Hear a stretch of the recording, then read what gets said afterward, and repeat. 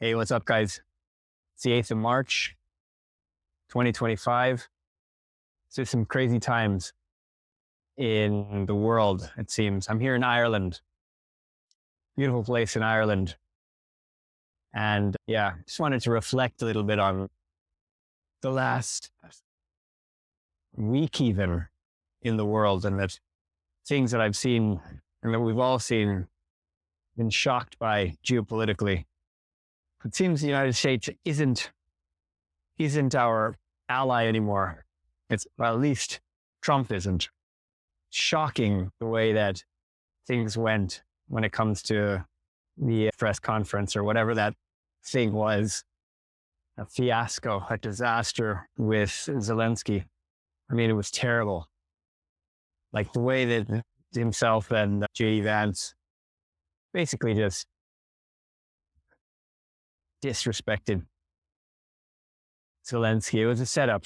Whatever that was, it was disgusting. And I think the United States' place in the world is really under question. I mean, what, sorry, I'm just trying to walk here. It's quite rocky. Let's have a look. What exactly the United States' place in the world is at the moment, I don't know. Well, their place is to make America great again, which is really sad because, and I don't think, this didn't just happen this week and it didn't just happen recently even. Like all these successive governments, they've basically blown it. They've basically wrecked the whole idea of America. Right? I think the American dream is dead in many ways. When I left America many years ago to live in Europe, I think America was at its peak powers in the 90s. And then it's been very much falling down since, falling apart more like. And it's not for lack of having great people, because the American people are great people. The innovation, the work ethic and all that. Now it gets extreme too. Like sometimes you just have to enjoy life. Like that's one of the things. Like how do you actually enjoy your life? That's the key, isn't it? For all of us. Because it's hard. Everybody tells you, you've got to work, you've got to do this, you've got to do that. Like, it's all about money. Again, that's one of the other problems that I have. America, you're great. Pull yourself by your bootstraps. Everybody likes a winner. Everybody likes to see, go for the underdog. Everybody likes to see somebody win when they weren't winning for. But there's only so much that can go as well. Like I think we really just need a whole other method of government. Like democracy as it stands in America is not much of a democracy anymore. It's basically I don't know what it is. Plutocracy. Is that even a thing? Let's look that one up. What about the regular person, and how they lie to people about exactly how much the cost of living. I mean, cost of living crisis. Like here in Ireland, it's definitely affecting things. Ireland is already a super expensive place to live. So I would suggest that if you are looking to come here, you better have some money as well. But what I do like about Ireland, in contrast to the United States, is that it does have a welfare type of system that does seem to function, even though it does seem that there's a lot of inequities a lot of times. But look, what kind of society do you want to live in? One where people are actually taken care of?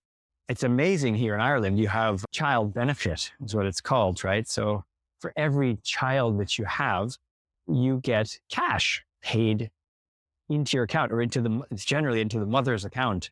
So I think what's the rate at the moment? It's like €140 a month per child, right?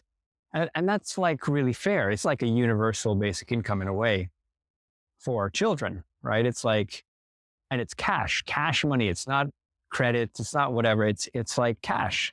So I think that makes a lot of sense.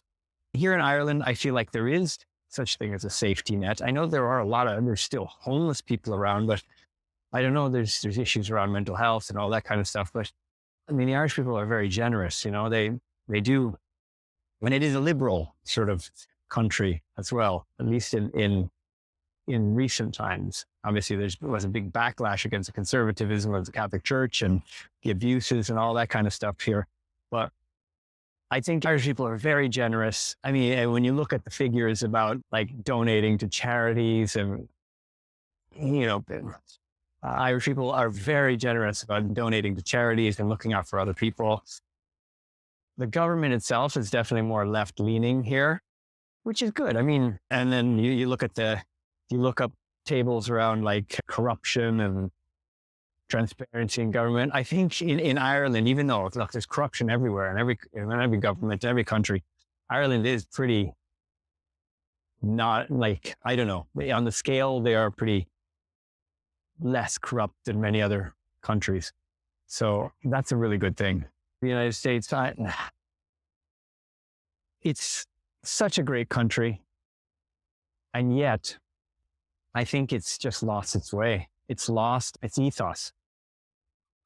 You can't just say you're the best and then just, and leave behind your most vulnerable people, right? And just say, you should work harder. You should do this. You should do that.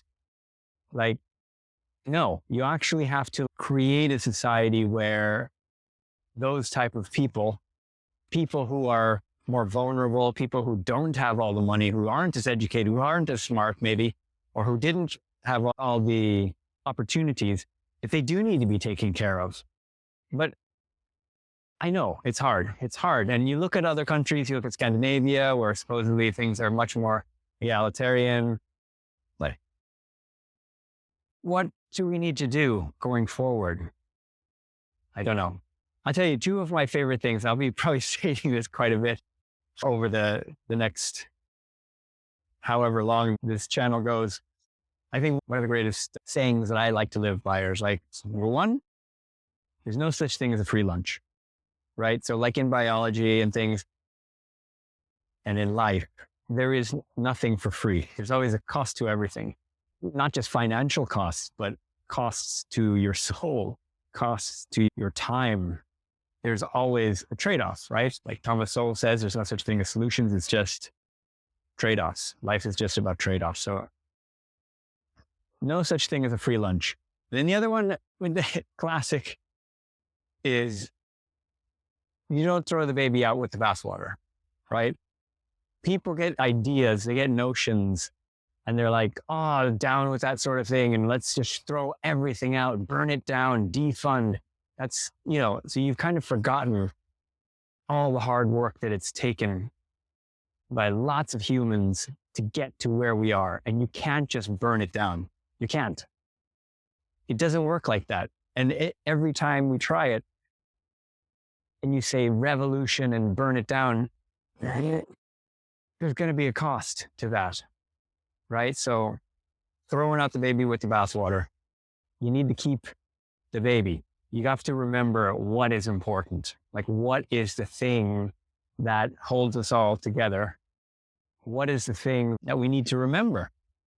What's really important in our lives, whether it's family, whether it's love, whether it's the ethos of your country, whether it's national pride, without it being seen as a negative or racist thing. People just have twisted so many things that, look, there's only so many truths. I mean, that's the other funny thing. People say, I'm living my truth. Well, what truth are you living, right? Is there truth or is there not truth? I mean, there's only so much your truth, my truth. So that means, what does that mean?